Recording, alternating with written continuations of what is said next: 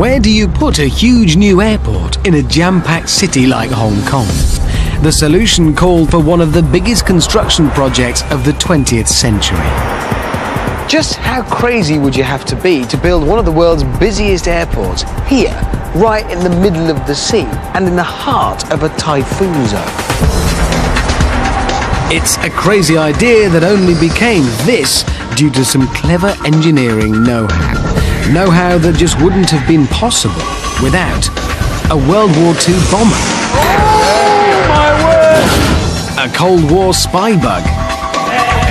Come here. An 800-year-old water pump. A brass band. And a vintage racing car. Oh dear.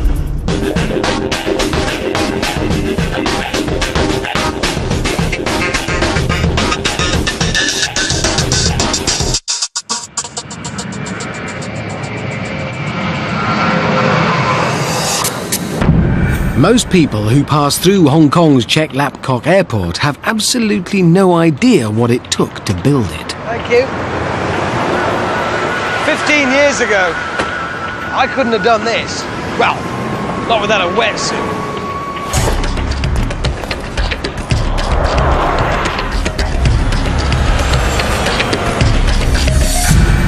The land for Hong Kong's new airport had to be created.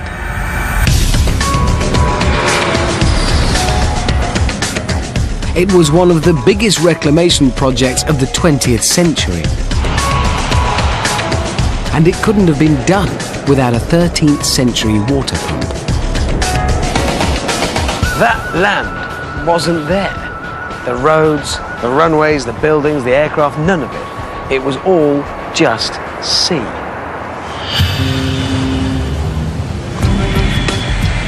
But what led engineers to take on such an epic task? In the 1980s, Hong Kong was growing fast. The old airport, Kai Tak, was struggling to cope as passenger numbers rocketed. And Kai Tak's airport was famous for its perilous approach. Hot jet engine, that's one way to dry your washing. The city needed a new airport, but where? There's just no good free space. The city is squeezed between the mountains on one side and the sea on the other. With space being such a rare and precious commodity, the residents of Hong Kong have long since learned to be very creative with how they use it. But for this project, the engineers came up with a plan that would make even these guys think twice. Engineers looked out to sea.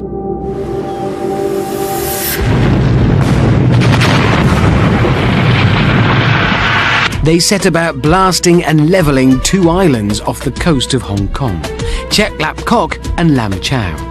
The plan was to join them and create one big island out of the blasted rock. Except the seabed between the islands was soft marine clay up to 20 meters deep.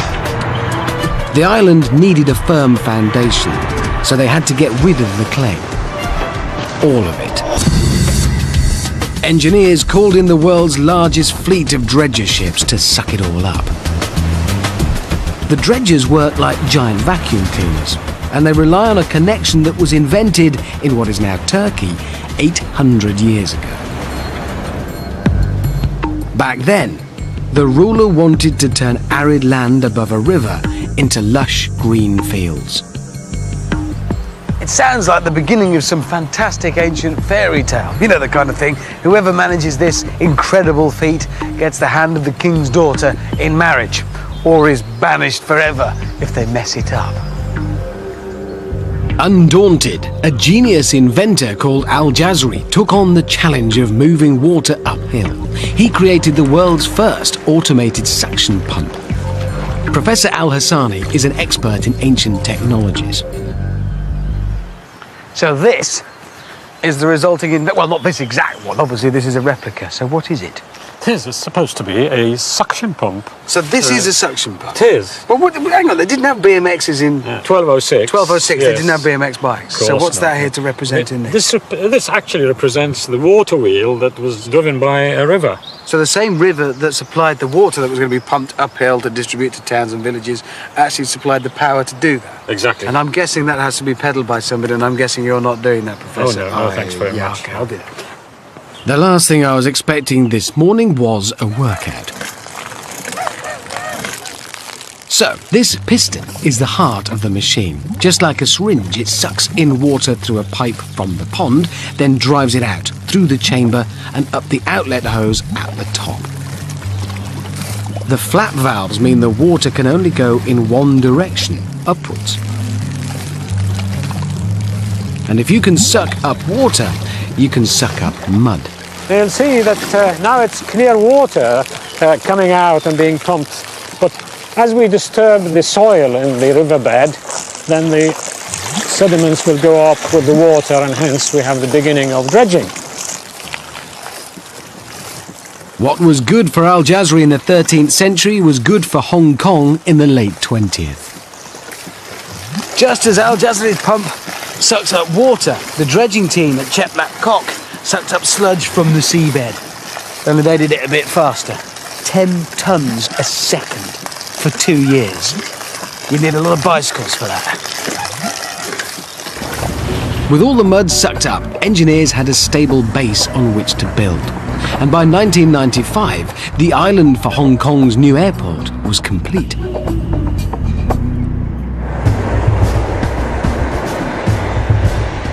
Building Hong Kong International Airport in the South China Sea solved the problem of space, but an airport at sea would expose aircraft to some dangerous weather. Hong Kong International Airport sits in the pathway of deadly typhoons. But meteorologists can easily see a typhoon hundreds of kilometers wide as it races in. It was, in fact, an invisible threat to planes that airport designers really worried about. There is another kind of weather that can ambush unwary pilots, and it can be lethal for planes precisely because it is less predictable. It's wind shear. Wind shear is any localized change in wind speed, and Hong Kong International Airport is located in a high-risk zone. Positioned between mountains and the ocean, normal wind patterns don't apply here. Rapid wind changes can affect the amount of lift on aircraft wings, causing planes to accelerate or stall catastrophically. Aircraft can literally fall out of the sky or be blown off course. Fortunately, planes in Hong Kong are protected from wind shear. And incredibly, all because of a connection to a brass band.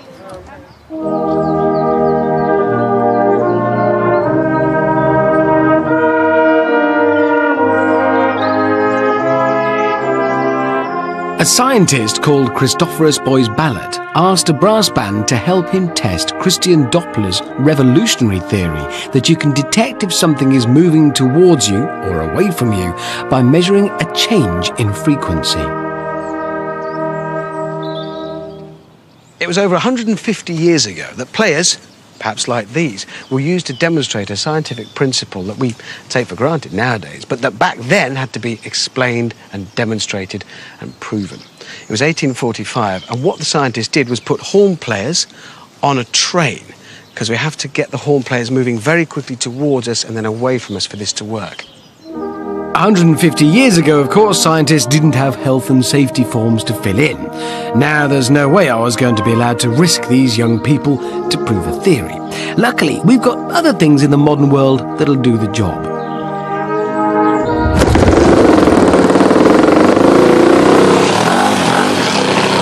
It doesn't play a tune, but it does make noise, and it moves fast. Now listen carefully to the sound of the engine.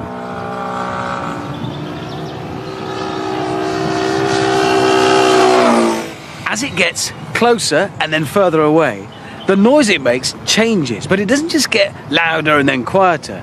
It changes in pitch. It's called the Doppler effect.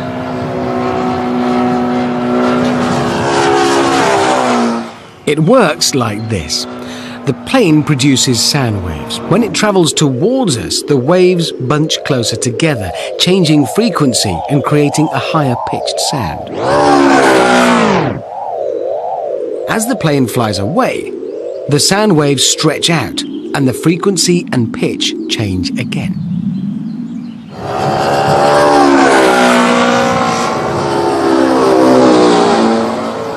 But what does the Doppler effect or Doppler shift have to do with detecting wind shear, those fast, potentially deadly, invisible currents of air?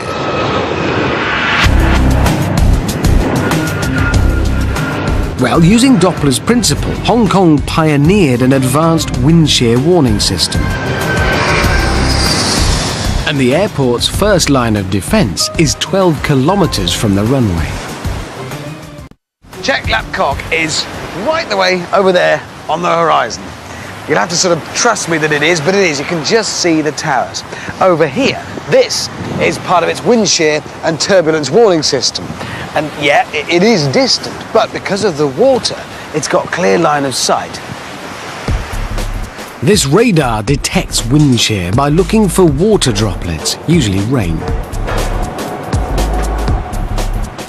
The radar waves bounce off the droplets and back to the tower. The airport can tell whether the rain is moving away from or towards the radar by measuring the change in frequency of the waves that bounce back, just like the sound of the plane changed as it flew past. Pilots can be alerted of big changes in frequency that can signal dangerous wind shear.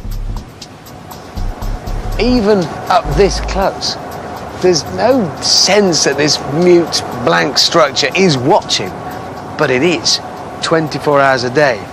It's giving pilots flying into and out of Chek Lap Kok over there the comfort of knowing that someone has got an eye out for them, should Mother Nature decide to make things tricky. But what if the water droplets are too small to detect, or the air's too dry? This Doppler radar is as good as blind. So Hong Kong International Airport went a stage further and pioneered a new way of using Doppler shift to detect the invisible threat. Anything that moves and makes a noise can produce the Doppler shift. That's why you can hear it in police sirens, aeroplanes, or a band on a train. But it's not limited just to noise. You can also detect the shift in another waveform. Light. And a special kind of light is the key to Hong Kong's other use of Doppler. Right, a little experiment, I think. What I want to try and do is detect, see, wind shear. What I have here, obviously, is an enormous fan. Now, I know that that fan's on and creating a continuous stream of current of air because I just switched it on. But what if there was no fan and you couldn't tell? How would you know that stream of air was there? Because, well, you can't see it. Air is invisible. And that's what presents the danger to aircraft. So I'm going to ask Steve over here to see if using your helicopter, you can tell me whether that fan is on. Flying along, straight and level. Oh no! Fan was on then. Yeah, it was definitely on. Can we have the fan off, please? Thank you. Now, I'm not going to pretend that what just happened there came as a surprise. Obviously, it didn't. But what if the pilot in our helicopter, oh dear, had been able to see that current of air, that wind shear? It wouldn't have come as a surprise. Things might have ended differently. Well, at Hong Kong, they do have a way of making the invisible visible. And it all relies on the fact that the air around us, although we think of it as being just empty and invisible, is full of millions of tiny particles. I don't mean the specks of dust you might see in a shaft of sunlight through a window. I mean microscopic particles. You could fit 100 of them across the width of a human hair. And if you can see those moving, then you can see air currents moving. Let me demonstrate. Turn on the fan. Right, so that's our current of air. That's the wind shear. I shall now introduce some particles to the air.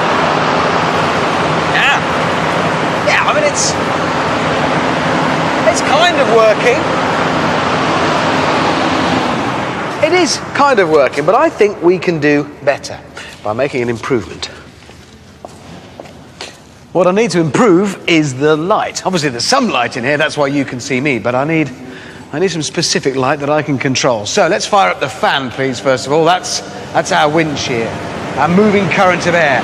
Now introduce, if you will, the microscopic particles. Well, the flour. I now can't really make out anything in there, but if I shine the light from this torch, all of a sudden, where the light is reflected back off those moving particles, I can see it. If I turn it off, really nothing at all. With the light, you can see those particles moving. And that's how they do it at Hong Kong. Let's cut the fan, please. Obviously, they don't have people wandering around with big bags of flour to introduce particles into the air. They're already there. It's those microscopic particles, remember, that are all around us. And they don't use torches. They use lasers, but it's still light. And it's from this unassuming box on the airport roof that the light comes. It's a laser called LiDAR. I'm taking a look inside with airport meteorologist Mr. Chan. Wow, sort of electric shed. What's this do then? It's measuring winds, detecting wind shear over the airport. Hong Kong International Airport was the first to use Doppler this way, keeping aircraft safe from wind shear. Engineers could tick the box for getting planes in and out of Hong Kong's new airport safely, all thanks to a brass band.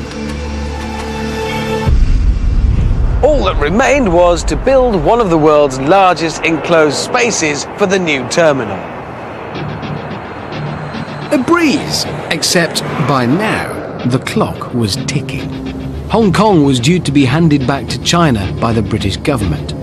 The project had to be completed before the handover, giving the engineers just 3 years to build one of the world's biggest airports. But the fast approaching deadline wasn't the engineers' only problem.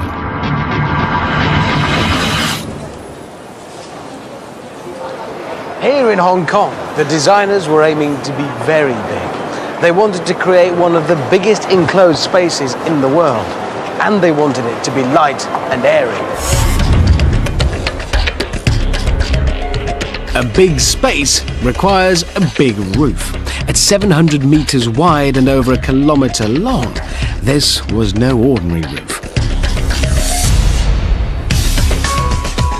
The airport architects insisted on a jaw-dropping design mirroring the rolling waves of the South China Sea. It was an engineer's nightmare. A roof this size would need lots of muscular columns to take its weight. But the architects didn't want heavyweight structures cluttering up their light, spacious terminal. This is a huge space with almost nothing to stop passengers moving around freely.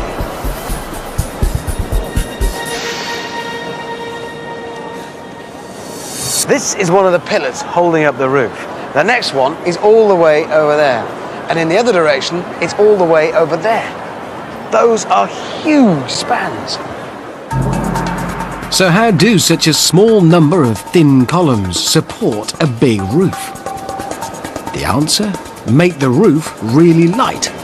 Only trouble is, a light roof isn't usually strong.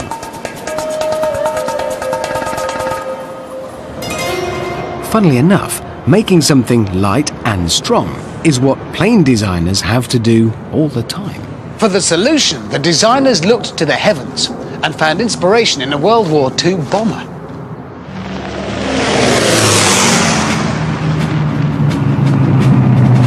It's the Wellington, a twin-engine British bomber used for nighttime raids over Germany in the Second World War. The crucial thing about the airframe was its strength.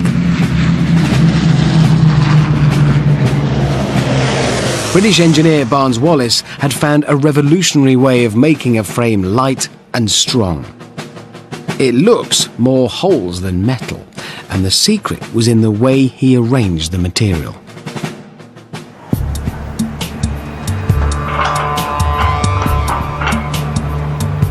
It's not about the amount of metal you use, but how you use it. I've devised an experiment at my workshop to show how, with steel, less can be more. Okay, if we're ready, let's try and get it down, but let's get it between the bars. I don't get just anyone to be my technical advisor. Martin Manning was the chief structural engineer at Hong Kong International Airport. Okay, can we get down there? First, we're going to load up a standard I-beam used in buildings all over the world with 2.5 ton in weight, about the same as 2 family cars. So, here we go. As the chain slackens, the beam takes the full load. See it bending now. Yes, I can see the bend now. This 130 kilo beam is holding up. Just. What happens when we increase the weight to 3.5 tons?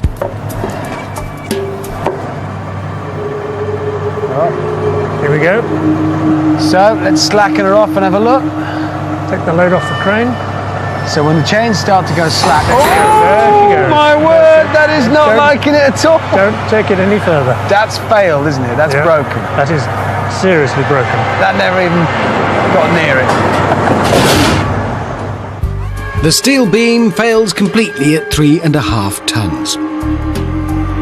You could give this beam more muscle by bulking up, but that would also make it heavier, and they didn't want that at Hong Kong.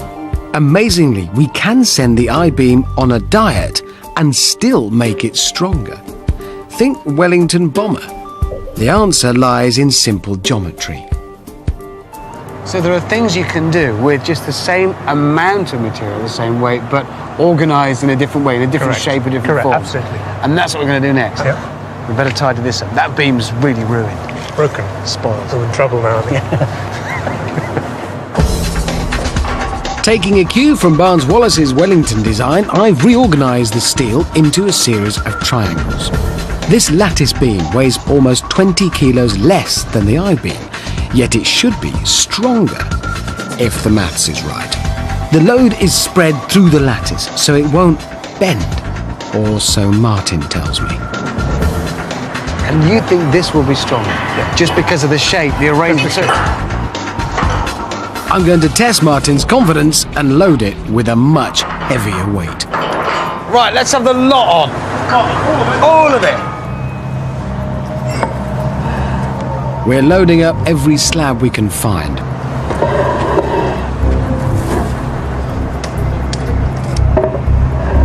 That's 4.5 tons, a ton more than the I-beam could hold. All the way back. Remember, this lattice weighs less than the I-beam.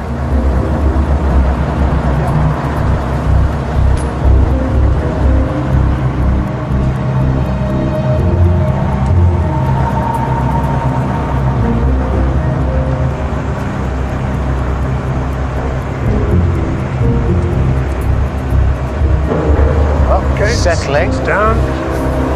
So, if you watch it slacken off, now at this point, the I-beam just folded.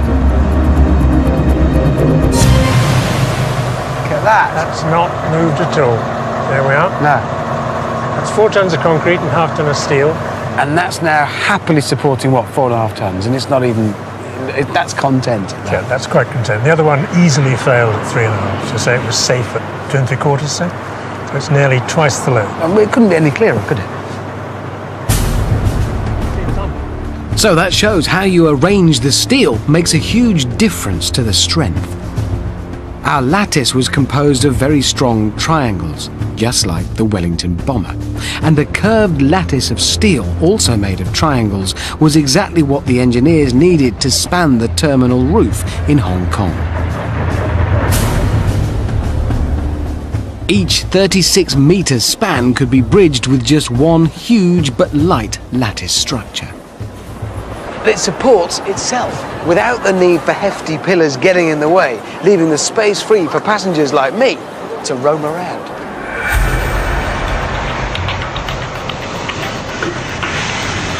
But of course, the building is just the shell for the business of getting passengers onto planes. Next, you need the stuff inside that makes it work. Stuff like baggage handling. And the designers didn't want an ordinary system. They wanted to go one better than other airports. Hong Kong International Airport carries 40 million or so bags a year and 3.5 million tons of cargo. Keeping track of it all is an immense task.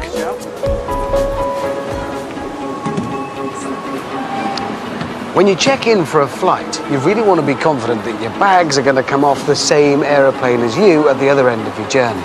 And clearly, the designers here at Hong Kong Airport realise just how much having that confidence matters for passengers. Airports around the globe rely on barcodes to identify a bag's destination and owner. But barcodes have a success rate of only 85%. That means Hong Kong could lose 6 million bags a year, not counting 500,000 tons of cargo. That'd be a long queue at the lost luggage counter. The designers wanted to do better, so engineers had to pioneer a more advanced system. They wanted technology that allowed bags to be scanned at a distance and with greater accuracy. And they turned to a Cold War device for inspiration. Moscow, 1952. A security sweep revealed a bug at the American embassy, hidden in a replica of the Great Seal presented by the Russians over 6 years before. It was a revolutionary passive device operating without any kind of internal power supply. Baffled, the CIA called it the Thing. But with no sign of a battery to power the bug, how was the signal being transmitted? The answer provided the solution to creating Hong Kong's new baggage handling system. When a Russian spy fired a specific radio frequency at the Thing, it powered up the microphone and broadcast the ambassador's secrets. And a similar passive device sorts luggage in Hong Kong. But how?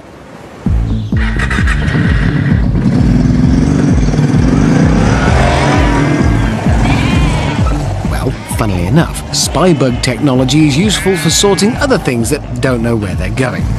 Sheep.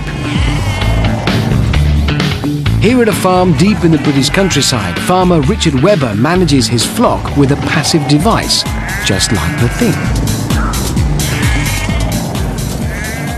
So what have we got here?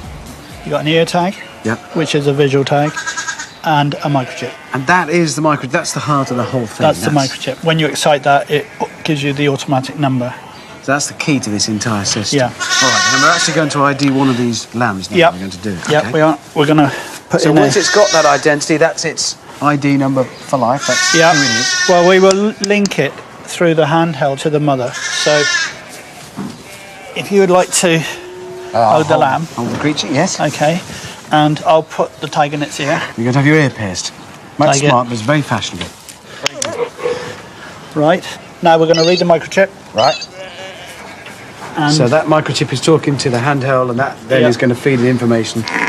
and it's taken it, and now it's asking, what is it, a boy or a girl? It's not labelled, is it? Well, if you look between its legs, excuse me. It's a boy. a boy. Okay, so we hit the ram on here, Yeah. and then it says, what breed is it? Sheep. Normally it's a Suffolk if it's got a black face. Right. Oh, so it's a Suffolk, and all done. So from now on, whenever that machine ignites this thing and Yeah. sets this thing into action, it'll identify itself and it'll trigger all of that Yeah. information. So the luggage, the sheep, has been tagged with a radio frequency identification chip, or RFID tag for short. But how does this tag help a farmer sort a flock of thousands? I've asked Richard to divide some sheep into 3 groups, according to their value, and we'll mix them all up and find out if we can sort the sheep back into their original pens. What we've done is we've put a colour collar on to show you that these are the sheep that should go into that pen. Right. So they're sorted into, we've got yellow collars. Yeah, red collars on that pen and no collars at all in there. We'll mix them up and then we'll run them through the auto drafter, we call it, and it will read the chip and decide which pen it should go in. So we're going to mix all of these three groups up, and this device here is going to sort them out again. That's right. All right, I like the confidence. You'll excuse me if I test it a little bit. I just had a devious idea for something I'd like to do before we mix them up. Well, that's to be expected. First, I have to catch a sheep, which actually isn't easy. I want to check this machine is reading the microchips and someone isn't herding the sheep by looking at the collars. The only thing to do is mix up some collars and see if the sheep are still sorted accurately.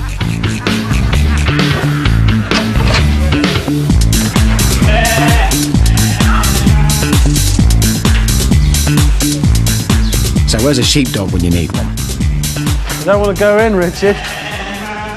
Well, make a noise like a stick. I don't make a noise like a stick. A stick doesn't make a noise, does it? Right, that's the three groups, thoroughly mixed, and now we're going to sort them. Yep. I'm guessing with this. Yep. Okay. Here we go. It's a yellow collar. Now, if it's a genuine yellow collar sheep, it should go straight on. One door shut, and the other one opens, and it sent that one straight ahead. Yep. It's a hit. This is sort of hypnotic, watching it sort. Reds, that's correct. This sheep sorter sends a radio wave to activate the ear tag's passive microchip, exactly like the spy bug. The tag replies with its number, and the computer checks its records for the sheep's value, then decides where to send the sheep, regardless of collar. And you don't have to do, you're not doing anything. No, you could actually go and have some lunch if you wanted. So the advantage of doing it this way is it can be done at a distance. You don't have to be there or read a barcode. It just, they talk to one another automatically and sort them. That's right, and it is accurate. It's so accurate that I'll bet you 100 quid that your yellow collar and your red collar is in that pen. There will be one without a collar in that pen, and there will be one without a collar in that pen. A farmer just bet me money. I'm not going to take that. All right, fair enough. If you're that confident, we'll see if it has worked. Okay.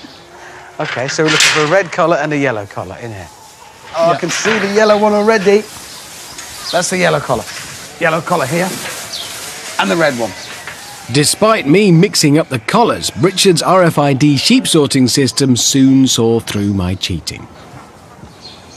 So it's all about information and it's all about readability. And, well, it's a system very much like this, though without the lambs in it, obviously, that allows them to handle the baggage at Hong Kong International Airport without actually handling it. Hong Kong was one of the first airports to replace barcodes with RFID tags to track bags, thanks to Soviet spies. The luggage can be sorted accurately at high speed. 40,000 every 24 hours getting to the right plane 97% of the time.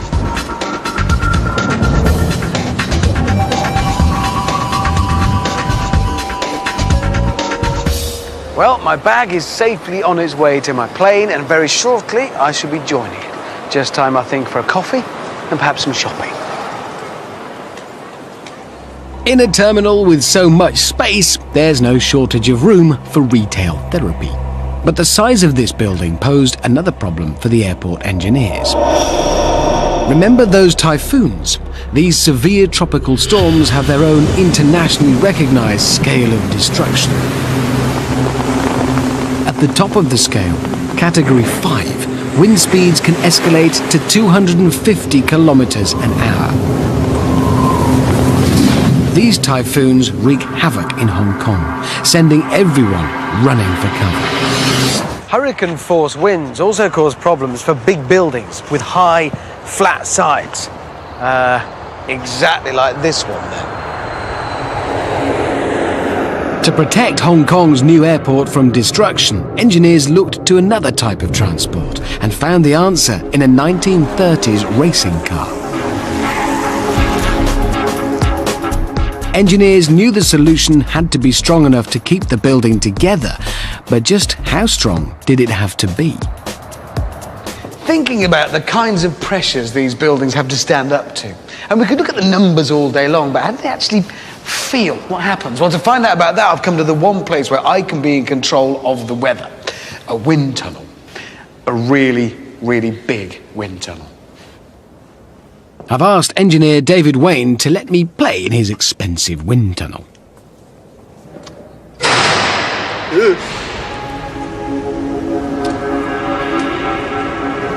All I want to do is just get a real physical feeling of the kind of forces in a typhoon. I mean, how windy is a typhoon? 130 kilometres, 80 miles an hour. I mean, it's breezy, but how windy is it, really? And why did they put a mattress strapped to the floor immediately behind me? Okay, that's breezy. David signals the wind speeds already up to 40 kilometres an hour. Oh, that's nippy. Oh. So this is about 70 kilometres an hour. That's gale force strength. just feeling the pressure. I mean, I'm feeling that on me now. That's as a bloke, not a big bloke at that. If I was a whole building, imagine the pressure's on me just at this speed. David cranks it up to 100 kilometres an hour.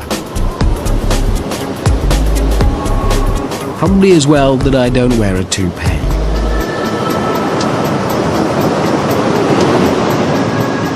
It's not long before we're hitting 112 kilometres an hour.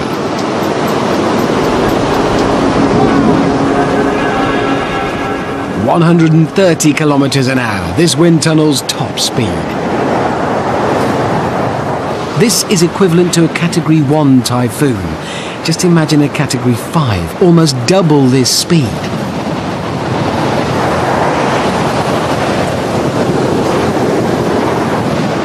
Well, I think I've made my point.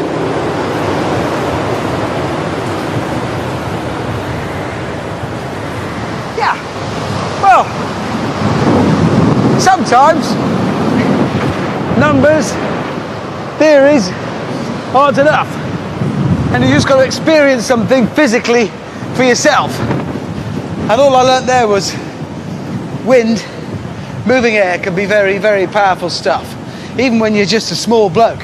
If I was the side of a huge building, the pressures would be incredible. The walls were reinforced to cope with the immense loads. Unfortunately for the engineers, strong winds stress the roof in a different way. Every aeroplane using this airport relies on one thing to get into the skies: lift. And one of the secrets to creating that lift lies in air moving quickly across a surface. That terminal roof is a very big surface. Add in some fast-moving air, and there's the potential for a very, very big problem.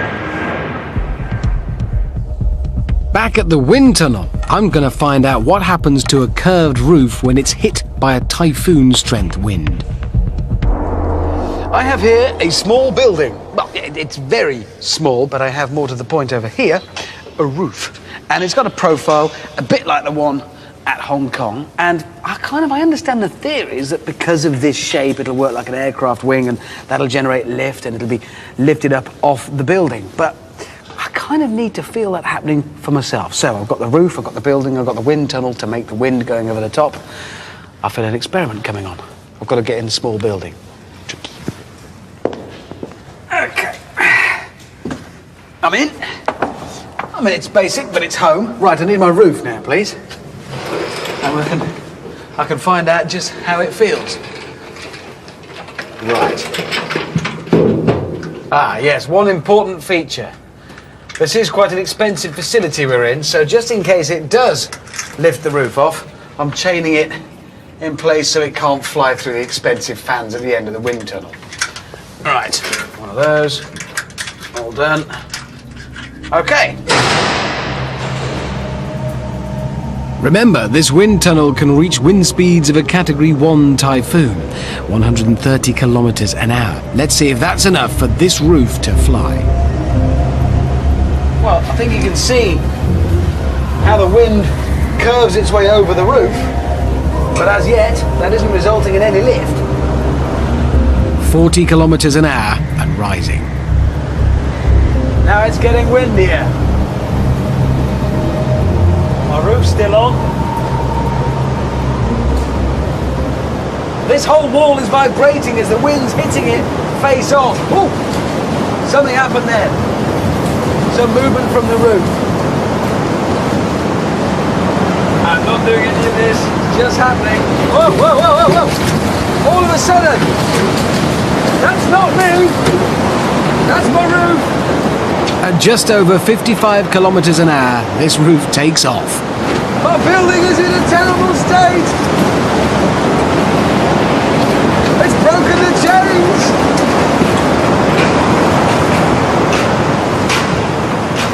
You can just feel the lift. It passes a critical point and then wallop! The roof just wants to take off. It feels like a wing. Well, the big bad wolf didn't get in, but what I could feel then was the two stresses facing a building in a strong wind. Because initially there's the wind just hitting the side of it there and it wants to just collapse the building that way. And then suddenly when the wind grew and grew and grew, there came a point when the roof was at peril. And it wasn't that it was just being blown that way, it was actually being lifted up. So that's two very distinct and separate stresses on a building. One this way, collapsing the walls, and the other lifting the roof off. That's a problem. One way to hold a flyaway roof is to lock it down tight, but this would call for a beefy building, precisely what the architects didn't want. The airport engineers came up with a better idea, and the key was flexibility, thanks to a pioneering joint from a 1930s racing car.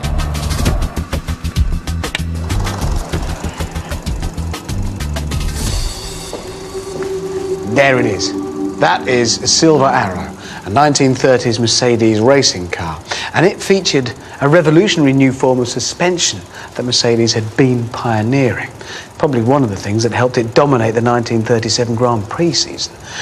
But no sooner had that suspension been pioneered than it cascaded down from racing cars like that to more ordinary everyday cars, and you can still see it in use today. And there it is. It's a wishbone. A wishbone is a triangle of strengthened steel. It only allows movement up and down, stopping the wheels from moving in any other direction. Back at my workshop, I've come up with a little demonstration to pit flexibility against stiffness. There is an old fable about a sturdy oak tree being blown down in a storm and a tiny reed surviving it because it could bend with the wind. Well, I've devised a little illustration to prove how flexibility can be a greater defence than sturdiness, and that, of course, was the solution at Hong Kong International Airport. Here it is. This is, well, it's a car, obviously, not mine. What I've done is weld up the suspension. It's now solid, the link between the wheel and the car. There's no flexibility in there at all. That's enough words. I think we should just get on with this illustration. So lift it up, please. I'm going to move out of the way.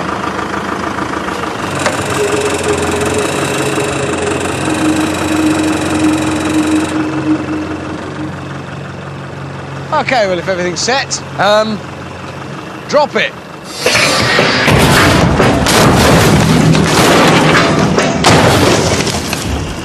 Oh dear. Yeah, I think we can see what's happened here. It's the suspension where it's mounted to the car, because there was no flexibility, it was just solid and sturdy where we welded it up, has come through the bonnet.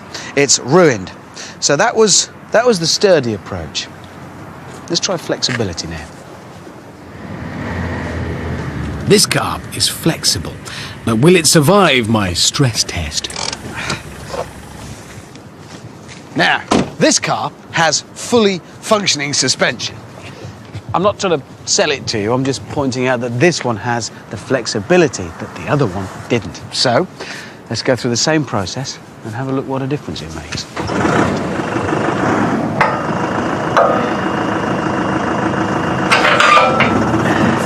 Take it up.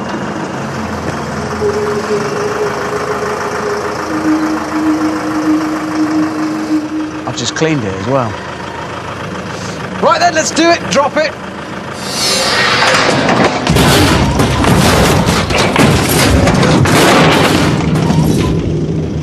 Well, it landed, definitely. Gravity did that bit. Question is, what kind of state is it in? Well, it's still flexible. Hang on. All of these are boding well, you see. The flexibility helped it weather the storm. But does it still work? And I guess, as the final proof, we should really see if it still works.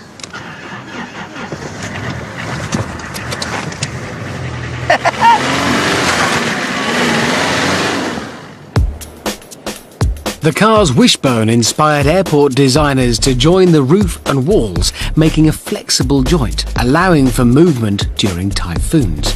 But unlike the car's wishbone, airport engineers had to design for 3 movements, not just one. The roof lifts like an aircraft wing, so the wishbone allows for up and down movement. But wind blasting the glass walls translates into a sideways movement, so it also has a sliding mechanism. For even greater flexibility, a knuckle bearing links the wishbone to the sliding bar. A total of 1,300 wishbones allow the building to flex and move in typhoon winds, thanks to a vintage racing car. So my flight's been called, and I'll board my plane knowing that my bag's been stowed safely and the plane will take off safely. Job done for the engineers of Hong Kong Airport. As planes take to the skies, very few travellers will have any idea of what an engineering achievement this airport really is. But it wouldn't have been possible without an 800-year-old water pump, a brass band, a Cold War spy bug, a World War II bomber, and a vintage racing car.